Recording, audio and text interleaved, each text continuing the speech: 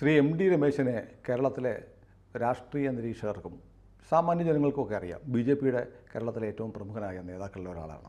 പക്ഷേ അദ്ദേഹത്തെ വ്യക്തിപരമായി എത്ര പേർക്ക് അറിയാമെന്ന് എനിക്കറിയില്ല. പരിചയമല്ല ഞാൻ ഉദ്ദേശിക്കുന്നത്. ആരാണ് എം ഡി രമേശ്? സമീപകാലത്ത് ചാനലിലൊക്കെ വരുന്നുണ്ട്. പക്ഷേ ഒരു ചാനലിലും രമേശ് എന്ന് പറയുന്ന ഒരു ക്യാരക്ടറിനെ പിക്ചർ ചെയ്ത് ഞാൻ കണ്ടിട്ടില്ല. അപ്പോൾ അതുകൊണ്ട് എനിക്ക് തോന്നുന്നത് ABCയുടെ ഈ ഫ്ലോറിൽ നമുക്ക് എം ഡി രമേശ് ആരാണ് എന്ന് പറഞ്ഞ് ഒരു വർത്തമാനം ആകാമെന്ന് തോന്നുന്നു. ഓക്കെ അല്ലേ? ഓ ആയിക്കോട്ടെ, കുഴപ്പമില്ല. ശരി, എന്നാൽ പറയൂ, ആരാണ് M D Ramesh? M D Ramesh ആരാണെന്ന് ചോദിച്ചാൽ അത്ര വലിയ ആളൊന്നുമില്ല, ഒരു സാധാരണക്കാരൻ. ഞാൻ കോഴിക്കോടാണ് എൻ്റെ സ്ഥലം. കോഴിക്കോട് ജില്ല വടകരയാണ് സ്ഥലം. വടകരയിൽ ആയഞ്ചേരി എന്ന് പറയുന്ന ഒരു സാധാരണ ഗ്രാമത്തിലാണ്. ഒരു റിട്ടയർഡ് അധ്യാപകൻ്റെ മകനാണ്. വളരെ കുട്ടിക്കാലത്ത് ഞാനൊരു 10ാം ക്ലാസ്സിലൊക്കെ പഠിക്കുന്ന സമയത്ത് RSSൻ്റെ ശാഖയിൽ വന്നതാണ്.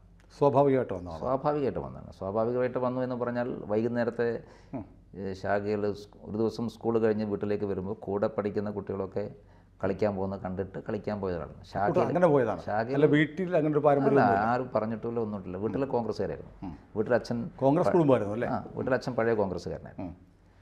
അപ്പോൾ അതുകൊണ്ട് പക്ഷെ അച്ഛൻ്റെ അധ്യാപകനായതുകൊണ്ട് എല്ലാവർക്കും ആയിട്ട് നല്ല ബന്ധമായിരുന്നു. അങ്ങനെ ഒരു ദിവസം കളിക്കാൻ പോയി. പിന്നെ ആ കളിയോടൊരു താല്പര്യം തോന്നിയിട്ട് എല്ലാ ദിവസവും പോകാൻ തുടങ്ങി. കുറേ ദിവസങ്ങൾക്ക് ഇങ്ങനെ കളിക്കാനൊക്കെ പോയപ്പോഴാണ് വീട്ടിലറിയുന്നത്. കാരണം നമ്മളൊരു 4 മണിക്ക് സ്കൂൾ വിട്ട് ഒരു 5-5:30 വീട്ടിലെത്തുള്ളൂ. അപ്പോൾ എല്ലാ ദിവസവും ഇങ്ങനെ വൈകാൻ തുടങ്ങിയപ്പോൾ സ്വാഭാവികമായിട്ട് അന്വേഷിച്ചു എവിടെ പോകുന്നു. അപ്പോഴങ്ങനെ RSSൻ്റെ ശാഖയിൽ പോകുന്നതാണ്. അപ്പോൾ ചെറിയൊരു എതിർപ്പൊക്കെ വീട്ടിലുണ്ടായിരുന്നു. പക്ഷെ അന്ന് നമ്മുടെ അവിടുത്തെ പ്രധാനപ്പെട്ട ആളുകൾക്കൊക്കെ അച്ഛനുമായിട്ട് നല്ല ബന്ധമായിരുന്നു. അപ്പോൾ അവരൊക്കെ സംസാരിച്ചു. അപ്പോൾ അവർ സംസാരിച്ചപ്പോൾ കുഴപ്പമില്ലാന്ന് തോന്നി. അപ്പോൾ പിന്നെ എതിർപ്പൊന്നുമില്ല. പിന്നെ ഞാൻ എല്ലാ ദിവസവും പോകാൻ തുടങ്ങി. അങ്ങനെ ആരംഭിച്ചപ്പോൾ പിന്നെ ഒരു 7ാം ക്ലാസ് 8ാം ക്ലാസ്സൊക്കെ ആകുമ്പോഴേക്കും എനിക്ക് ചുമതലയൊക്കെ വരാൻ തുടങ്ങി. ഇടയ്ക്കൊരു കാര്യം ചോദിക്കട്ടെ, ഈ ആളുകളുടെയൊക്കെ ഒരു പ്രചാരണം RSSൻ്റെ ശാഖയിലൊക്കെ പോയാൽ കുട്ടികളിൽ ഇങ്ങനെ ഭയങ്കര അപരമത വിദ്വേഷവും തീവ്ര ഹിന്ദുത്വവും ഒക്കെ കുത്തിവെക്കുമെന്നൊക്കെ പറയുന്നത് എങ്ങനെയാണ് ശരിക്കും? ശാഖയിൽ അങ്ങനെയൊക്കെയാണോ? എന്താണ് ആ ശാഖയിൽ? ഒരു യാഥാർത്ഥ്യമായിട്ട് ഒരു പുലബന്ധം പോലും ഇല്ലാത്ത കാര്യമാണ്. RSSൻ്റെ ശാഖയിൽ 1 മണിക്കൂർ ശാഖയിൽ നടക്കുന്ന കുറേ കളികൾ കളിക്കും. സാധാരണ നമ്മുടെ നാട്ടിലെ കളികൾ, രസകരമായ കളികൾ. പിന്നെ ഏതെങ്കിലും ഒരു ദേശഭക്തി ഗാനം പാടും, സംഘത്തിൻ്റെ പ്രാർത്ഥന പാടും. പിന്നെ ആൾക്കാർക്ക് എന്തെങ്കിലും പറയാനുണ്ടെങ്കിൽ പറയാം എന്ന് പറഞ്ഞാൽ കുട്ടികളുടെ ശാഖയിൽ കുട്ടികളുമായി ബന്ധപ്പെട്ട കാര്യങ്ങളൊക്കെയാണ് സംസാരിക്കുക. അല്ലാതെ ഒരു രാഷ്ട്രീയവും പറയില്ല, ഒന്നുമില്ല. പിന്നെ കഥകൾ പറയും, നല്ല നല്ല കഥകൾ. അതിൽ പിന്നെ സ്വാതന്ത്ര്യ സമരത്തെക്കുറിച്ചുള്ള കഥകൾ, പുരാണങ്ങൾ, ഇതൊക്കെ പറയും. ഇവരൊക്കെ പറഞ്ഞു കേൾക്കുന്നത് ചെറുതിലേ തന്നെ മുസ്ലിം വിരുദ്ധത കുത്തിവെക്കും എന്നൊക്കെയാണ് പറയുന്നത്. വെറുതെ പറയുന്നതാണ്, വെറുതെ പറയും. ഞാൻ പറഞ്ഞല്ലോ, ഞാൻ 10ാം ക്ലാസ്സിൽ ഞാൻ പോകുമെന്ന് പറയുമ്പോൾ 10 വയസ്സിൽ പോകുമെന്ന് പറയുമ്പോൾ അന്ന് മുതൽ ഇന്ന് വരെ ഒരാളും ഒരു മുസ്ലിം വിരുദ്ധതയും എന്നോട് പറഞ്ഞിട്ടില്ല. RSSൻ്റെ ഒരു ശാഖയിലും. ഞാൻ പിന്നെ കുറേ കാലം RSSൻ്റെ ശാഖയുടെ മുഖ്യ ശിക്ഷകമായിരുന്നു. അവിടെയാണ് പറഞ്ഞത്. അപ്പോഴാണ് ഞാൻ ഈ ചോദ്യമായിട്ട് വന്നത്. ഞാൻ ചുമതല വന്നു, അവിടുത്തെ മുഖ്യ ശിക്ഷകമായിട്ടുണ്ട്. അപ്പോൾ നമ്മൾ ധാരാളം കുട്ടികളെ ശാഖയിൽ കൊണ്ടുവരും. അപ്പോഴത്തുള്ള കളിക്കാനുള്ള പ്രവണതയാണ്. പിന്നെ നല്ല വ്യായാമങ്ങളൊക്കെ കിട്ടും. സൂര്യനമസ്കാരം ചെയ്യും, ചെറിയ ചെറിയ യോഗകൾക്ക് പോകും. കുട്ടികൾക്ക് നമ്മളെന്തെങ്കിലും അവർക്ക് വിദ്യാഭ്യാസവുമായി ബന്ധപ്പെട്ട് ഏതെങ്കിലും വിഷയത്തിൽ സംശയമുണ്ടെങ്കിൽ അതൊക്കെ അവിടുത്തെ ഏതെങ്കിലും അധ്യാപകന്മാരെ കൊണ്ട് ദൂരീകരിച്ചു കൊടുക്കും. സൗജന്യ ട്യൂഷനൊക്കെ എടുപ്പിച്ചു കൊടുക്കും. അപ്പോൾ ഞാനൊക്കെ ഈ ശാഖ എടുക്കുന്ന സമയത്ത് അന്ന് ശാഖയിലേക്ക് വന്നവരെല്ലാവരും പല കുടുംബത്തിൽപ്പെട്ടവരാണ്. എന്ന് പറഞ്ഞാൽ CPMൻ്റെ വീടുകളിൽ നിന്ന് വന്നിട്ടുണ്ട്, കോൺഗ്രസ് വീടുകളിൽ നിന്ന് വന്നിട്ടുണ്ട്. കാരണം കുട്ടികളെ ശാഖയിലേക്ക് അയക്കുന്നത് നല്ലതാണ് എന്ന് തോന്നൽ രക്ഷിതാക്കന്മാർക്കുണ്ടായത്. കാരണം അവർക്കറിയാം വേറെ ഒരു തരത്തിലുള്ള കാര്യങ്ങളുമില്ല. നല്ല സ്വഭാവം പഠിപ്പിക്കും, അച്ഛനമ്മമാരെ ബഹുമാനിക്കാൻ പഠിക്കും, അധ്യാപകന്മാരെ ബഹുമാനിപ്പിക്കാൻ പഠിപ്പിക്കും. അങ്ങനെ കുട്ടികളെ പഠിക്കേണ്ട ചെറിയ ചെറിയ പാഠങ്ങൾ പഠിക്കുക, കളിപ്പിക്കുക. അപ്പോൾ അന്നൊന്നും എൻ്റെ നാട്ടിലെ ശാഖയിൽ കോൺഗ്രസിൻ്റെ അറിയപ്പെടുന്ന നേതാക്കന്മാരുടെ മക്കളൊക്കെ വന്നിട്ടുണ്ട്, CPMൻ്റെ അറിയപ്പെടുന്ന. അപ്പോൾ അങ്ങനെ ഒന്നും ഉണ്ടായിരുന്നില്ല. പിന്നെ കോളേജൊക്കെ ഞാൻ സ്കൂൾ വിദ്യാഭ്യാസം കഴിഞ്ഞു കോളേജിലേക്ക് എത്തിയപ്പോഴാണ് ABVP ആവുന്നത്. അപ്പോൾ കോളേജിൽ ഞാൻ Madappally government college. Madappally government college എന്ന് പറയുന്നത് TP ചന്ദ്രശേഖരനൊക്കെ പഠിച്ച കോളേജുണ്ട്. SFI മാത്രമേ ഉണ്ടായിരുന്നുള്ളൂ. ഏതായിരുന്നു വിഷയം? ഞാൻ ഡിഗ്രിക്ക് 3rd ഗ്രൂപ്പ് ഹിസ്റ്ററി. ഞാൻ 5 കൊല്ലം മടപ്പള്ളി പഠിച്ചതാണ്. 5 കൊല്ലം റിക്കാഡിക്കലായിട്ട്. ആദ്യത്തെ 2 കൊല്ലമാണ് യഥാർത്ഥമായ സ്റ്റുഡൻറ്റ്. പിന്നെ അവൾ സംഘർഷമായിട്ട് പിന്നെ അങ്ങനെ അങ്ങോട്ട് കോളേജിലേക്ക് വ്യാപകമായിട്ട് പോകാനൊന്നും സാധിച്ചില്ല. SFIയുടെ ഏകാധിപത്യമുള്ള SFIയുടെ ഏകാധിപത്യമായിരുന്നു. SFI അല്ലാത്ത ഒരാളും അവിടെ പ്രവർത്തിക്കേണ്ട എന്നുള്ളതായിരുന്നു. KSU ഉണ്ട്, ABP ഉണ്ട്. പിന്നെ KSU SFIക്കാർ പറയുന്നത് പോലെ പ്രവർത്തിക്കുന്ന ആൾക്കാരായതുകൊണ്ട് അവർക്ക് വലിയ ബുദ്ധിമുട്ടൊന്നുമില്ല. എന്നാലും തിരഞ്ഞെടുപ്പിലൊക്കെ മത്സരിക്കുന്ന സമയത്തൊക്കെ വലിയ എതിർപ്പും കാര്യങ്ങളൊക്കെ ഉണ്ടാകും. ഞാൻ പ്രീ ഡിഗ്രിക്ക് പഠിക്കുന്ന സമയത്ത് 1-ാം വർഷം കുഴപ്പമൊന്നുമില്ല, 2-ാം വർഷമാകുന്ന സമയത്ത് വലിയ സംഘർഷം തുടങ്ങി. വലിയ സംഘർഷം എന്ന് പറഞ്ഞാൽ ദീർഘനാൾ നീണ്ടുന്ന സംഘർഷമായിരുന്നു. ABP SFI. അത് പ്രീ ഡിഗ്രി കഴിഞ്ഞ് ഞാൻ ഡിഗ്രിക്ക് മടപ്പള്ളി തന്നെയാണ് പഠിച്ചത്. ആ 3 വർഷവും സംഘർഷമായിരുന്നു. നമുക്ക് ക്ലാസ്സിൽ കയറാനോ പഠിക്കാനോ ഒന്നും സാധിക്കുമായിരുന്നു. കാരണം ക്ലാസ് കയറി അടി കിട്ടും. അപ്പം നമ്മളിങ്ങനെ പുറത്തുകൂടി ക്യാമ്പസിൻ്റെ പുറത്തുകൂടി ആക്ടിവിറ്റി പങ്കെടുക്കുക അങ്ങനെയൊക്കെയായിരുന്നു. ഇപ്പോൾ മടപ്പള്ളി കോളേജിൽ പക്ഷേ അന്ന് നമ്മളെ തല്ലിയ ആൾക്കാരൊക്കെ ഇന്ന് CPM-നൊക്കെ ഗുഡ് ബൈ പറഞ്ഞു. നന്നായി കിട്ടിയിട്ടുണ്ട്, ധാരാളം. ധാരാളം കിട്ടിയിട്ടുണ്ട്. അന്ന് നമ്മളെ തല്ലിയ ആൾക്കാരൊക്കെ ഇപ്പോൾ ഞാൻ കാണാറുണ്ട്. ഇപ്പോൾ നല്ല സൗഹൃദമാണ്. അപ്പോൾ നമ്മൾ ഇടക്കാലത്ത് മടപ്പള്ളി കോളേജിൽ പഴയകാല കുട്ടികളുടെ ഒരു കൂട്ടായ്മയൊക്കെ ഉണ്ടായിരുന്നു. ഞാൻ ആ കൂട്ടായ്മക്ക് പങ്കെടുക്കാൻ വേണ്ടി പോയപ്പോൾ എന്നെ തല്ലിയ ധാരാളം ആളുകളുണ്ടായിരുന്നു. അവർ കുറേ ആൾക്കാർ ഇപ്പോൾ CPM വിട്ടു, കുറേ ആൾക്കാർ RMP ഒക്കെ ആയി. ശരി. പക്ഷേ നല്ല സൗഹൃദമായിരുന്നു. കോളേജ് വിദ്യാഭ്യാസം കഴിഞ്ഞിട്ട് ഞാനൊരു പിന്നെ എൻ്റെ മുമ്പിലുള്ളത് ഏതെങ്കിലും ഒരു ജോലിക്ക് കയറണം എന്നുള്ളതായിരുന്നു. ഇപ്പോൾ ട്രെയിനിങ്ങിനൊക്കെ പോകണം എന്നൊക്കെ. ഒരു അധ്യാപകനാകാൻ എനിക്ക് ഭയങ്കര ആഗ്രഹമായിരുന്നു. അച്ഛൻ അധ്യാപകനായിരുന്നു. അപ്പോൾ കുടുംബത്ത് മറ്റാർക്കും അധ്യാപകനാവാൻ പറ്റിയില്ല. അപ്പോൾ അച്ഛൻ്റെ ഒരു ആഗ്രഹം ഉണ്ടായിരുന്നു, ഒരാളെങ്കിലും അധ്യാപകനാവണം. സ്വാഭാവികം എനിക്കും ആഗ്രഹം ഉണ്ടായിരുന്നു. ചെറിയ പ്രായത്തിലൊക്കെ ട്യൂഷൻ ക്ലാസ്സിലൊക്കെ ക്ലാസ് എടുക്കാനൊക്കെ ഞാൻ പോകുമായിരുന്നു. അപ്പോൾ അതുകൊണ്ട് അധ്യാപകനാകണം എന്ന് എനിക്ക് ആഗ്രഹം ഉണ്ടായിരുന്നു. അപ്പം ഞാൻ ഡിഗ്രി കഴിഞ്ഞിട്ടൊരു BEd എടുക്കണം എന്നുള്ള ഒരു ആഗ്രഹത്തിൽ നിൽക്കുന്ന സമയത്താണ് അന്ന് ABPയുടെ സ്റ്റേറ്റ് ഓർഗനൈസിംഗ് സെക്രട്ടറിയാണ് V. മുരളീധരൻ. അപ്പോൾ മുരളീധരൻ ഇങ്ങനെ ഡിഗ്രി കഴിഞ്ഞിട്ടുള്ള ആളുകളൊക്കെ ഒരു വർഷം വിദ്യാർത്ഥി പരിഷത്തിന് വേണ്ടി മിനിമം ഒരു വർഷം മുഴുവൻ സമയ പ്രവർത്തകനാകണം എന്നൊരു ധാരണ വന്നപ്പോൾ എന്നോട് സംസാരിച്ചു.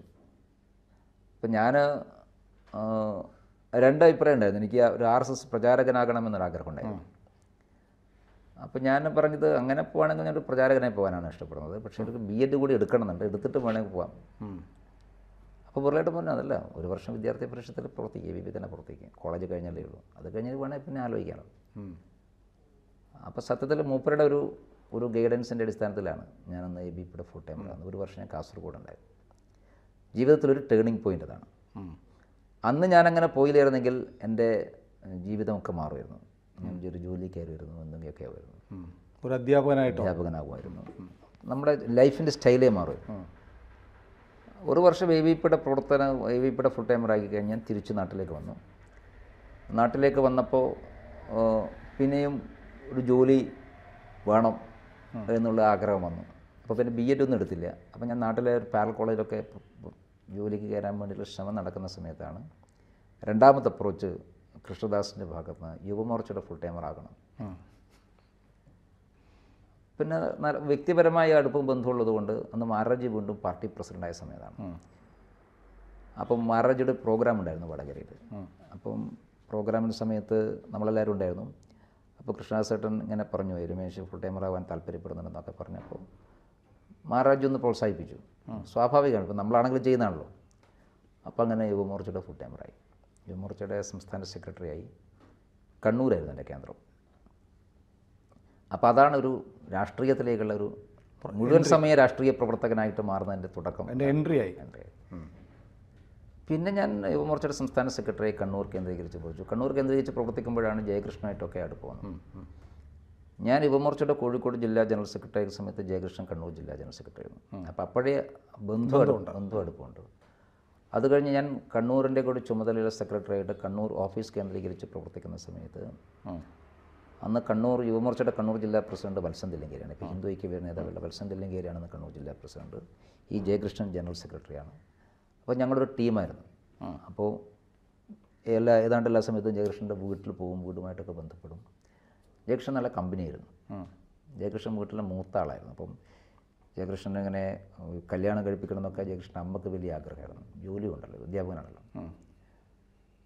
പക്ഷേ എന്തുകൊണ്ടോ അങ്ങനെ കല്യാണം കഴിഞ്ഞ് ഒതുങ്ങിക്കൂടാൻ ജയകൃഷ്ണൻ തയ്യാറായിരുന്നില്ല. എനിക്ക് തോന്നുന്നു ഒരുപക്ഷെ പിന്നെ അത് ആലോചിക്കുമ്പോൾ എന്തോ മൂപ്പർക്ക് മനസ്സിൽ തോന്നിയിട്ടുണ്ടാവാം.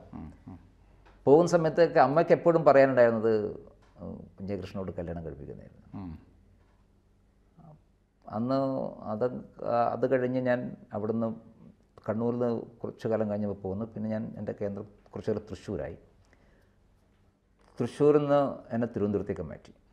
ഞാൻ യുവമോർച്ചയുടെ സ്റ്റേറ്റ് ഓർഗനൈസിംഗ് സെക്രട്ടറി എന്നൊക്കെ തിരുവനന്തപുരം ഓഫീസ് കേന്ദ്രീകരിച്ച് പ്രവർത്തിച്ചു. അത് കഴിഞ്ഞ് യുവമോർച്ച സ്റ്റേറ്റ് പ്രസിഡൻ്റായി.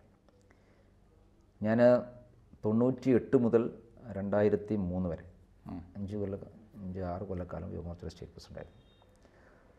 ഞാൻ ആദ്യത്തെ ടേം കഴിഞ്ഞ് രണ്ടാമത്തെ ടേമിലാണ് ഞാൻ ആ സമയത്താണ് ശോഭാ സുരേന്ദ്രനെയും ഒക്കെ യുവമോർച്ച വർക്കിലേക്ക് കൊണ്ടുവരുന്നത്. സുരേന്ദ്രൻ യുവമോർച്ചയുടെ വയനാട് ജില്ലാ പ്രസിഡൻ്റായി കുറച്ച് കാലം ഉണ്ടായിരുന്നു. അത് കഴിഞ്ഞിട്ട് മൂപ്പർ വ്യക്തിപരമായ ചില വിഷയങ്ങളും കാര്യങ്ങളൊക്കെ വന്നപ്പോൾ ജോലി ഉണ്ടായിരുന്നു. ആ ജോലിയിലേക്ക് തിരിച്ചു പോയി. ഞാനും സുരേന്ദ്രനൊക്കെ ABPയിൽ സമകാലികരാണ്. അപ്പം അന്ന് മുതലുള്ള നല്ല സൗഹൃദമാണ്.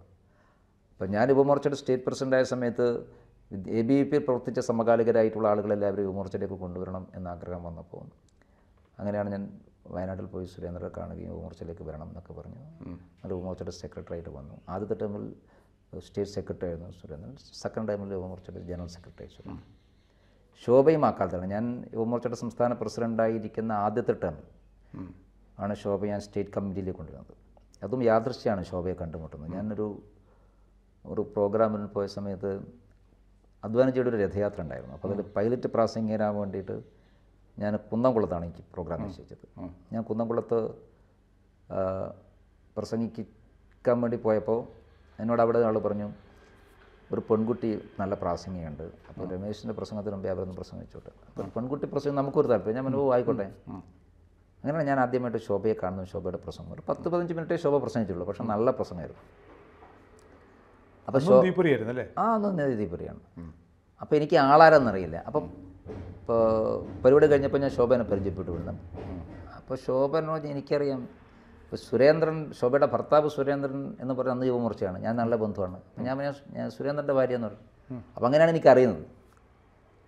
അപ്പോൾ ഞാൻ അവരോട് പറഞ്ഞു, എന്നാൽ ഒരു കാര്യം, അടുത്ത പരിപാടി ചാവക്കാട്, അവിടെയും കൂടി പ്രസംഗിക്കാൻ വേണ്ടി പറഞ്ഞു. അപ്പോൾ അങ്ങനെ എൻ്റെ കൂടെ ചാവക്കാട് വന്നു. ചാവക്കാട് പ്രസംഗിച്ചു. അപ്പോൾ അന്ന് ശോഭക്ക് ബാലഗോകുലത്തിൻ്റെ ഒക്കെ ഉത്തരവാദിത്തമുണ്ട്. BJP വേദി പ്രസംഗിക്കാറുണ്ട്. അപ്പോൾ ഞാൻ നമ്മുടെ ആളുകളോട് സംസാരിച്ചു. ഞാൻ മൂന്നേറിനോട് സംസാരിച്ചു. അപ്പോൾ ഇങ്ങനെ ഒരു പെൺകുട്ടിയുണ്ട് മലപ്പുറം ജില്ലയിൽ, നന്നായി സംസാരിക്കുന്നതെന്നെ കണ്ടു. അവർ നമുക്ക് യുവമോർച്ചയിൽ കൊണ്ടുവരണം. ഞാൻ ബാലഗോകുലത്തിൻ്റെ ആൾക്കാരോട് സംസാരിച്ചു. എന്നാൽ ഞാനാണ് ശോഭയെ യുവമോർച്ചയുടെ സ്റ്റേറ്റ് കമ്മിറ്റിയിലേക്ക് എടുക്കുന്നത്. ആദ്യത്തെ ടേം സ്റ്റേറ്റ് കമ്മിറ്റി മെമ്പറായി. സെക്കൻഡ് ടേം ആകുമ്പോൾ യുവമോർച്ചയുടെ സ്റ്റേറ്റ് വൈസ് പ്രസിഡൻ്റായിട്ട് ശോഭ മാറി. പിന്നെ എല്ലാ സ്ഥലത്തും യാത്ര ചെയ്തു. നല്ല ശോഭ ഫുൾ ടൈമറായി. ശോഭ ഗൃഹസ്ഥയാണെങ്കിലും ഫുൾ ടൈമറായിട്ട് വരാൻ വേണ്ടി തയ്യാറായി. അപ്പോൾ ഇതൊക്കെ ഈ ആൾക്കാരൊക്കെ നമ്മുടെ ടീമാണ്. അപ്പോൾ യുവമോർച്ച എന്നുള്ള കാലഘട്ടം നമ്മുടെ ജീവിതത്തിൽ ഏറ്റവും ഒരു അവിസ്മരണീയമായ കാലഘട്ടമാണ്. ഏറ്റവും കളർഫുള്ളാണ്. കാരണം നല്ല ബന്ധങ്ങൾ, നല്ല സൗഹൃദങ്ങൾ, നല്ല ഇഴയെടുപ്പം, നമ്മളൊരു ക്യാമ്പസ് ലൈഫ് പോലെ രാഷ്ട്രീയ പ്രവർത്തനം കൊണ്ട് നടന്ന കാലഘട്ടമാണ് യുവമോർച്ചയുടെ കാലഘട്ടം. അതെനിക്ക് തോന്നുന്നു അന്ന് യുവമോർച്ചയിൽ പ്രവർത്തിച്ച എല്ലാവരും അങ്ങനെ തന്നെയാണ് പറയുക. അതിനിടക്കാണ് ജയകൃഷ്ണ മാഷ് നഷ്ടം. അന്ന് ഇത്രയും വിഭവങ്ങളൊന്നും ഇല്ലാത്ത കാലമാണ്. ഇത്രയും വിഭവങ്ങൾ കഷ്ടപ്പെട്ടാണ്, വളരെ കഷ്ടപ്പെട്ടാണ്. വളരെ കഷ്ടപ്പാടെന്ന് പറഞ്ഞാൽ ജീവിക്കാൻ ബുദ്ധിമുട്ടാണ്. ഇപ്പോൾ ഞാനൊക്കെ യുവമോർച്ച ഫുൾ ടൈമറായിരിക്കുന്ന സമയത്ത് എനിക്കൊരു മാസം തരുന്ന പണം എന്ന് പറയുന്നത് 400 രൂപയാണ്. ആ 400 രൂപ കൊണ്ട് ഞാൻ 4 ജില്ലയിൽ യാത്ര ചെയ്യണം, ഭക്ഷണം കഴിക്കണം. ഇന്നത്തെ പോലെ എന്തെങ്കിലും പീരിയോഡിക്കൽസ്, ഇന്നിപ്പോൾ TV ചാനൽ കേട്ടാൽ നമുക്ക് വാർത്ത അറിയാം. അന്നങ്ങനെയല്ല. പത്രം വായിക്കണം, വീക്കിലികൾ വായിക്കണം, എന്നാൽ മാത്രമേ നമുക്ക് എന്തെങ്കിലും പറയാൻ പറ്റുള്ളൂ. ഇതെല്ലാം ഈ 400 കൊണ്ട് തീർക്കണം. 400 എക്സസ് ആയാലും ആരും തരില്ല. അപ്പം നമ്മൾ സ്വാഭാവികമായി ചെയ്യാന്ന് വെച്ചാൽ ഭക്ഷണം മുഴുവൻ ആരെങ്കിലും പ്രവർത്തകന്മാരുടെ വീടുകളിലാക്കും. അപ്പോൾ പിന്നെ ആ ഭക്ഷണത്തിൻ്റെ പൈസ നമുക്ക് ലാഭിക്കാം. പിന്നെ യാത്രാ ചെലവ് മാത്രമേ വരൂ. അതിലൊരിടക്കൊരു സിനിമ കാണണമെങ്കിൽ ഇതിന്ന് പൈസ നമ്മൾ കണ്ടെത്താം. ഒരു ഡ്രസ്സ് വാങ്ങിച്ചു കഴിഞ്ഞാൽ ആ പൈസ പോകും. അങ്ങനെ കഷ്ടപ്പെട്ടിട്ടാണ്.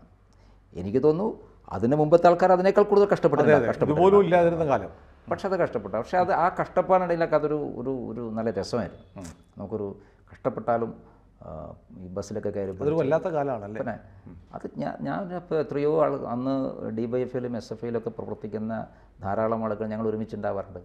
ഇപ്പോൾ രാത്രിയിൽ KSRTC ബസ് സ്റ്റാൻഡിൽ ബസ് കാത്തു നിൽക്കുന്ന സമയം ഞങ്ങളെല്ലാവരും ഉണ്ടാവും. അപ്പോൾ അവരും അങ്ങനെ കഷ്ടപ്പാട് അനുഭവിച്ചിട്ടുണ്ട്.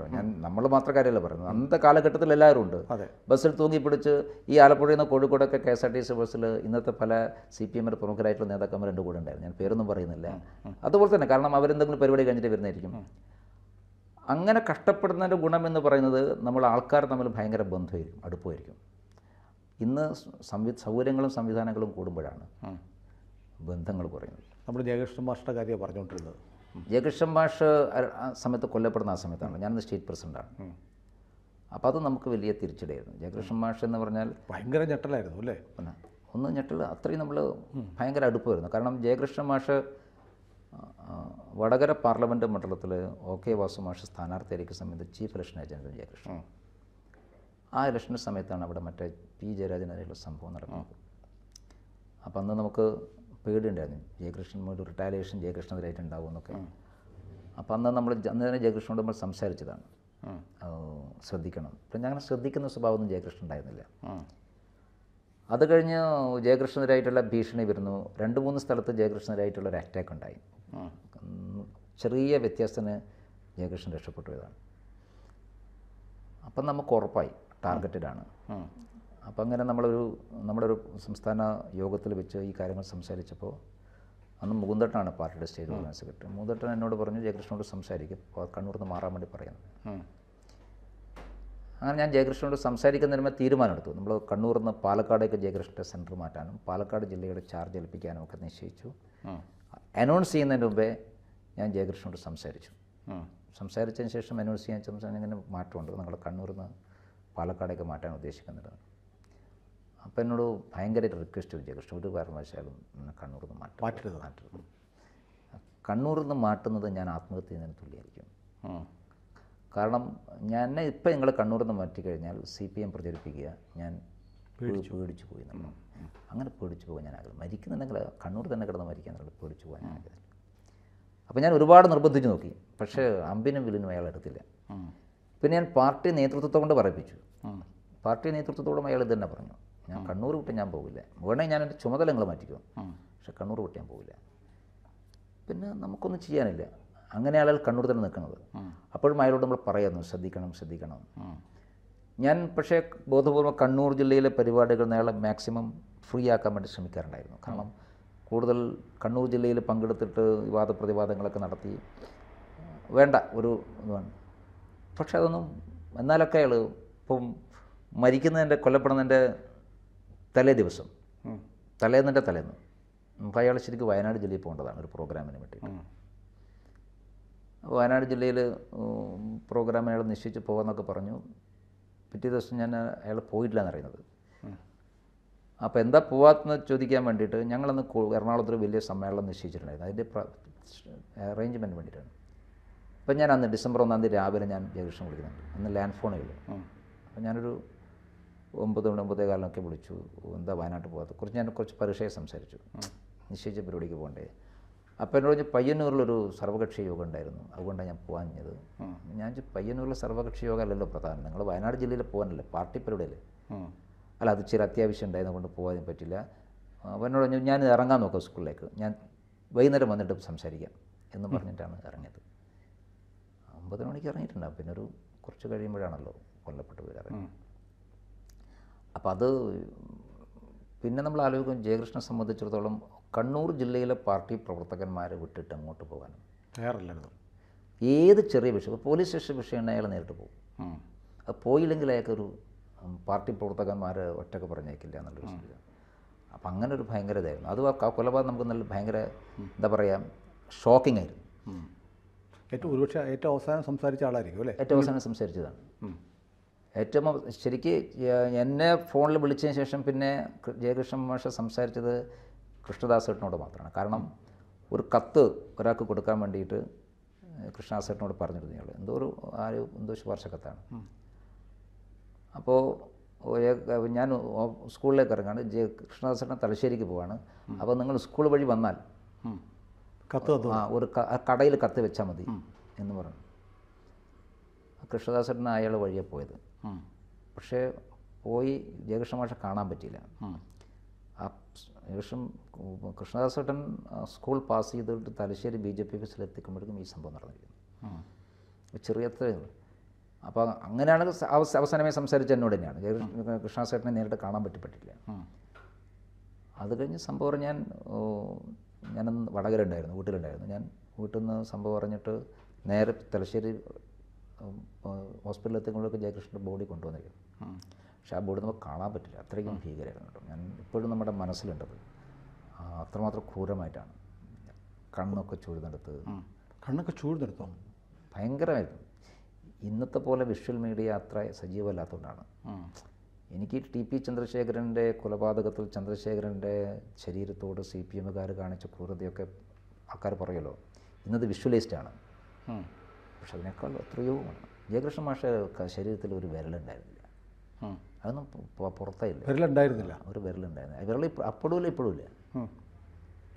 നാക്കിൻ്റെ പകുതി മുറിച്ചായിരുന്നു എന്ന് പറഞ്ഞാൽ അതൊക്കെ ബാർബേറിയൻ എന്ന് പറയുന്നത്. ബാർബേറിയൻ വെച്ചാൽ അതായത് CPMനെതിരായിട്ട് സംസാരിക്കുന്ന നാക്ക് അത് മുറിക്കുക, CPMനെതിരായിട്ട് ചൂടുന്ന വിരൽ മുറിക്കുക. പിന്നെ നമ്മൾ അറിയുന്നത് വെച്ചാൽ നമ്മുടെ ചന്ദ്രശേഖരൻ്റെ കേസിൽ ഒരു രജീഷിനെ പ്രതിയെ പിടിച്ചിരുന്നു. അയാളെ കേസിൽ പ്രതിയാണ്. അയാൾ അന്ന് ഈ പോലീസുകാർ ചോദ്യം ചെയ്തപ്പോൾ അയാളാണ് പറഞ്ഞത് വിരൽ മുറിക്കണമെന്ന് നിർദ്ദേശമുണ്ടായിരുന്നു. അത് CPMൻ്റെ ഒരു പ്രധാനപ്പെട്ട നേതാവിൻ്റെ നിർദ്ദേശമായിരുന്നു പോലും. കാരണം ഏതോ ഒരു പരിപാടിയിൽ ഒരു സർവകക്ഷി യോഗത്തിൽ അയാൾക്കെതിരായിട്ട് വിരൽ ചൂണ്ടി സംസാരിച്ചു. അതുകൊണ്ട് ആ വിരൽ മുറിക്കണം. അപ്പോൾ എനിക്ക് അത്ഭുതം തോന്നി, ഇങ്ങനെയൊക്കെ ഉണ്ടാവും. നമ്മൾ ആരൊക്കെ എന്തൊക്കെ പറയുന്നു, പക്ഷെ അത്രയും വികൃതമായിരുന്നു ജയകൃഷ്ണൻ്റെ. അപ്പോൾ ഞാനും കൃഷ്ണദാസേട്ടനും ഒരുമിച്ചാണ് മോർച്ചറിയിൽ ബോഡി കാണുന്നത്. കൃഷ്ണദാസേട്ടൻ തലചുറ്റി വീണു. കാരണം അത്രയും ഭീകരമായിരുന്നു. അത് കഴിഞ്ഞപ്പോൾ ആ ഷോക്കിൽ നിന്ന് വിമുക്തമാകാൻ കുറച്ച് ദിവസം എടുത്തു. അതിനുശേഷം നമ്മളെല്ലാവരും ഒരുമിച്ച് കൂടി ആ കാര്യത്തെക്കുറിച്ച് സംസാരിച്ചപ്പോൾ അന്ന് മുകുന്ദേട്ടനാണ് മീറ്റിങ്ങിൽ പങ്കെടുത്തത്. അപ്പം മൂപ്പര് പറഞ്ഞത് ജയകൃഷ്ണൻ മാഷ്ട കൊലപാതകത്തിനോടുള്ള നമ്മുടെ ഒരു റിട്ടാലിയേഷൻ എന്ന് പറയുന്നത് ജയകൃഷ്ണൻ മാഷ പ്രവർത്തനം ശക്തമായി മുമ്പോട്ട് പോകും, കൂടുതൽ ആൾക്കാർ സജീവമായി രംഗത്ത് വരിക, അങ്ങനൊരു കോള് കൊടുക്കണം എന്ന് പറഞ്ഞു. അങ്ങനെ കോൾ കൊടുത്ത ധാരാളം ആളുകൾ യുവമോർച്ചയുടെ മുഴുവൻ സമയ പ്രവർത്തകരായിട്ട് വരാൻ തയ്യാറായിട്ട് അന്ന് ഫുൾ ടൈമറായിട്ട് വന്ന ധാരാളം ആൾക്കാർ ഇപ്പോൾ പാർട്ടിയിൽ സജീവമായിട്ടുണ്ട്. അതൊരു പക്ഷേ നമുക്ക് ഭയങ്കര ഷോക്കിംഗ് ആയിരുന്നു. പക്ഷേ അതിനുശേഷമുള്ള യുവമോർച്ച പ്രവർത്തനത്തിലെല്ലാം ജയകൃഷ്ണൻ മാഷൊരു ഫീലിംഗ് ആയിരുന്നു. ജയകൃഷ്ണൻ മാഷ വലിയ വികാരമായി കൊണ്ടു നടന്നു. ഇപ്പോഴും നമുക്ക് ജയകൃഷ്ണൻ മാഷെക്കുറിച്ചുള്ള ഒരുപാട് നല്ല ഓർമ്മകൾ. കാരണം നമ്മൾ എല്ലാ ദിവസവും വൈകുന്നേരം ഒരുമിച്ച് കൂടും. ജയകൃഷ്ണൻ സാധാരണ ചെയ്യാറെന്ന് വെച്ചാൽ വൈകുന്നേരം കണ്ണൂർ ഓഫീസിൽ വരും, സ്കൂൾ വിട്ട് വൈകുന്നേരം കണ്ണൂർ ഓഫീസിൽ വരും, രാത്രി കുറേ നേരം സംസാരിക്കും. അപ്പോൾ രാത്രി ഒരു ബസ്സുണ്ട് പാനൂരേക്ക്, ആ ബസ് കിട്ടുകയാണെങ്കിൽ അതിന് കയറിപ്പോവും, ഇല്ലെങ്കിൽ അവിടെ കിടക്കും, കണ്ണൂർ ഓഫീസിൽ കിടക്കും. ഞങ്ങൾ എന്നിട്ട് പിറ്റേ ദിവസം രാവിലെ ഫസ്റ്റ് ബസ്സിന് എഴുന്നേറ്റ് പോയി. അപ്പം മിക്കവാറും ഏതാണ്ട് എല്ലാ ദിവസങ്ങളിലും ഞങ്ങൾ ഒരുമിച്ചുണ്ടാവും, ഒരുമിച്ച് സിനിമക്ക് പോകും. തിരിച്ച് മൂപ്പര് വീട്ടിൽ പോകുന്നില്ല, ഞങ്ങൾ രാത്രി സെക്കൻഡ് ഷോ കാണും ഒരുമിച്ച്. അങ്ങനെ ഭയങ്കര അറ്റാച്ച്മെൻ്റ് ആയിരുന്നു ജയകൃഷ്ണനായിട്ട്. അപ്പോൾ അതെനിക്ക് പേഴ്സണലായിട്ടും ഭയങ്കര ഫീലിംഗ് ആയിരുന്നു ഒരു കൊലപാതകം. പിന്നെ അതൊക്കെ കഴിഞ്ഞ് ഓവർകം ചെയ്തു. 2003 കഴിഞ്ഞപ്പോൾ ഞാൻ എൻ്റെ ടേം അവസാനിച്ചു. ടേം അവസാനിപ്പിച്ചപ്പോൾ യുവമോർച്ചയുടെ നാഷണൽ എക്സിക്യൂട്ടീവ് മെമ്പറായി. പിന്നെ 2004 ഞാൻ BJPയുടെ സ്റ്റേറ്റ് സെക്രട്ടറി, ശ്രീരാമുള്ള സാറിൻ്റെ കൂടെ സ്റ്റേറ്റ് സെക്രട്ടറിയായി. ഞാൻ യുവമോർച്ചയുടെ പ്രസിഡൻ്റായിരിക്കുന്ന സമയത്താണ് ആദ്യമായി മത്സരിക്കുന്നത് ചെങ്ങന്നൂർ. അത് യാദൃശ്ചികമായിരുന്നു. ഞാൻ മലബാറിലാണെങ്കിലും ചെങ്ങന്നൂരിലന്ന് സ്ഥാനാർത്ഥികളെ നോക്കിയപ്പോൾ എന്നോട് യുവമോർച്ച പ്രസിഡന്റ് എന്നോട് മത്സരിക്കാൻ വേണ്ടി പറഞ്ഞു. അങ്ങനെ എൻ്റെ ആദ്യത്തെ മത്സരം ചെങ്ങന്നൂരായിരുന്നു. സാമാന്യം നല്ല വോട്ട്, 12,000 വോട്ട് ഞാനന്ന് പിടിച്ചു. അന്ന് കേരളത്തിലാകെ മണ്ഡലങ്ങൾ നോക്കുമ്പോൾ 4ാമത്തെ 5ാമത്തെ സ്ഥാനം ചെങ്ങന്നൂർ വന്നിട്ടുണ്ട്. അത് കഴിഞ്ഞ് പാർട്ടിയുടെ സെക്രട്ടറിയായി, ശ്രീരാമുള്ള സാറിൻ്റെ കൂടെ സെക്രട്ടറിയായി. ശ്രീധർമ്മള സാറ് മാറി കൃഷ്ണദാസ് പ്രസിഡൻ്റായ സമയത്ത് ഞാൻ പാർട്ടിയുടെ ജനറൽ സെക്രട്ടറിയായി. കൃഷ്ണദാസ് ഏട്ടൻ പ്രസിഡന്റ് സ്ഥാനത്ത് മാറി മുരളിയേട്ടൻ പ്രസിഡൻ്റായ സമയത്ത് പാർട്ടിയുടെ നാഷണൽ എക്സിക്യൂട്ടീവ് മെമ്പറായി. അദ്ദേഹത്തിൻ്റെ ആദ്യത്തെ ടേമിൽ ഞാൻ നാഷണൽ എക്സിക്യൂട്ടീവ് മെമ്പറായിരുന്നു, 2ാമത്തെ ടേമിൽ വൈസ് പ്രസിഡൻ്റായി. കുമ്മനം പ്രസിഡൻ്റായപ്പോൾ വീണ്ടും ജനറൽ സെക്രട്ടറിയായി. ഇപ്പോൾ ജനറൽ സെക്രട്ടറി സ്ഥാനം കണ്ടിന്യൂ ചെയ്യുന്നു. അതിലൊക്കെ ഞാൻ തെരഞ്ഞെടുപ്പുകൾ മത്സരിക്കുന്നതൊക്കെ അവിചാരിതമായിട്ടാണ്. ഞാൻ ചെങ്ങന്നൂർ മത്സരിച്ചത് അവിചാരിതമായിട്ടാണ്. അത് കഴിഞ്ഞിട്ട് ഞാൻ 2004 പാർലമെൻറ്റ് തിരഞ്ഞെടുപ്പ് വന്നപ്പോൾ ശരിക്കും മത്സരിക്കാൻ ഐഡിയ ഒന്നും ഉണ്ടായിരുന്നില്ല.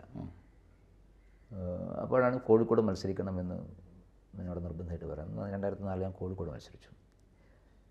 അപ്പോൾ ഒരു നിയമസഭ ഒരു പാർലമെൻറ്റ് മത്സരിച്ച് നിർത്താമെന്ന് വിചാരിച്ചതാണ്.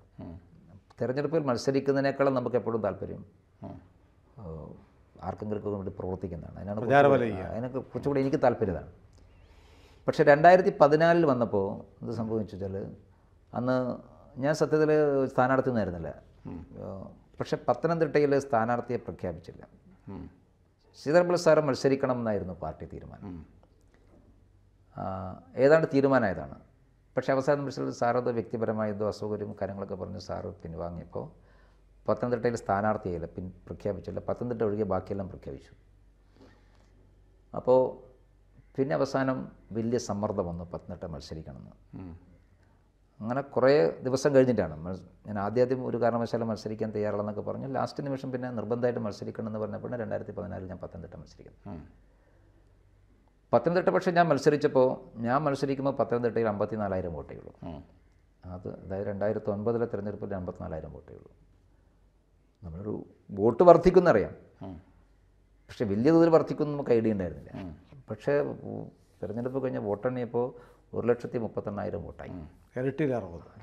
രണ്ടരട്ടി വർദ്ധിച്ചു. 54,000 1,38,000. അപ്പോൾ എന്നോട് പത്തനംതിട്ടയിലെ ആൾക്കാർ പറഞ്ഞു, ഇനി ഇവിടെ തന്നെ കേന്ദ്രീകരിക്കണമെന്ന് പറഞ്ഞപ്പോൾ ഞാൻ പത്തനംതിട്ടയിൽ പിന്നെ റെഗുലറായിട്ട് യാത്ര ചെയ്യാൻ തുടങ്ങി. പത്തനംതിട്ടയിലെല്ലാ ആക്ടിവിറ്റീസിലും പങ്കെടുക്കാൻ തുടങ്ങി. അപ്പോൾ അങ്ങനെയാണ് 2016 നിയമസഭാ തിരഞ്ഞെടുപ്പ് വരുമ്പോൾ ആറന്മുളയിൽ മത്സരിച്ചു. ആറന്മുളയിൽ മത്സരിക്കും ഇത് തന്നെയാണ്. ആറന്മുളയിൽ ഞാൻ 2016 ആറന്മുള മത്സരിക്കുമ്പോൾ തൊട്ട് മുമ്പത്തെ നിയമസഭാ തിരഞ്ഞെടുപ്പിലാകെ 10,000 വോട്ടാണ് ആറന്മുള കിട്ടിയത്.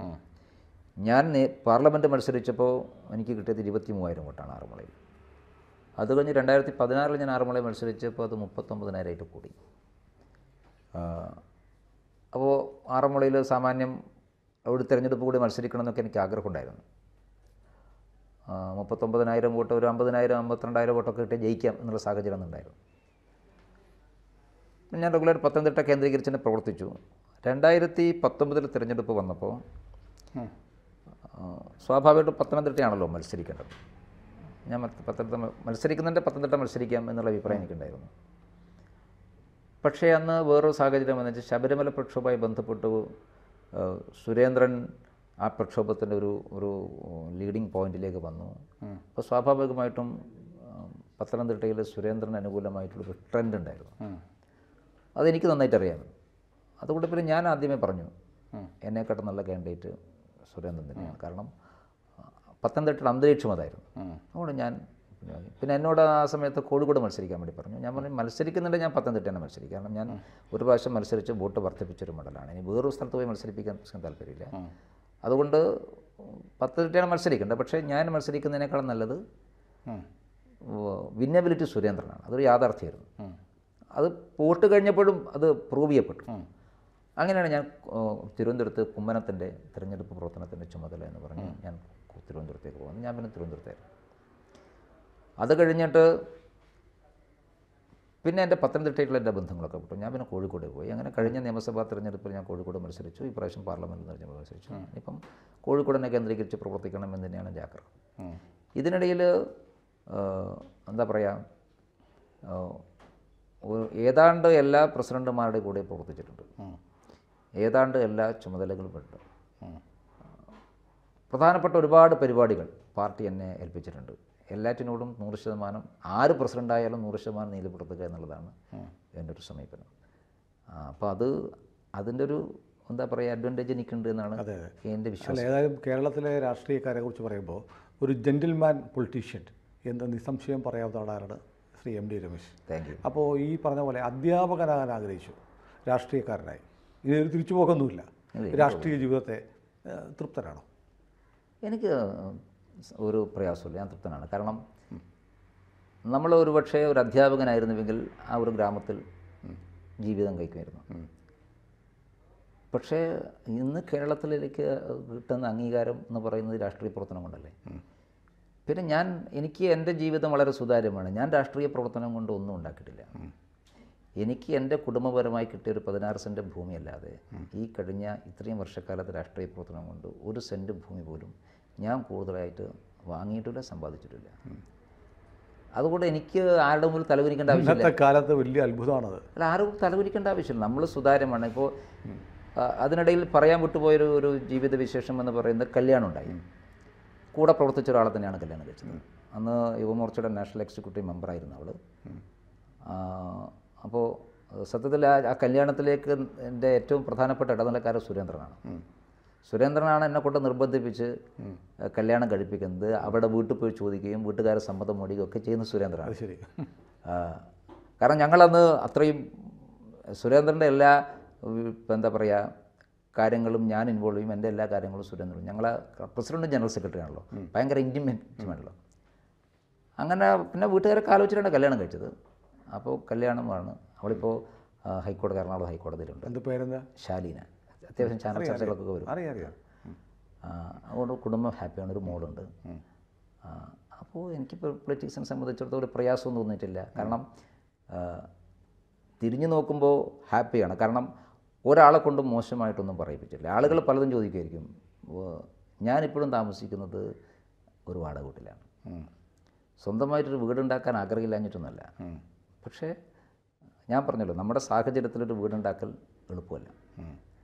അപ്പം അതുകൊണ്ട് പിന്നെ അങ്ങനെ പോകുന്നു. അങ്ങനെ പോകുന്നത് കൊണ്ട് നമുക്കൊരു സമാധാനമുണ്ട്. ഇല്ലെങ്കിൽ 100,000 ചോദ്യങ്ങൾ വരും. ആ ചോദ്യങ്ങൾക്കെല്ലാം ഉത്തരം പറയണം.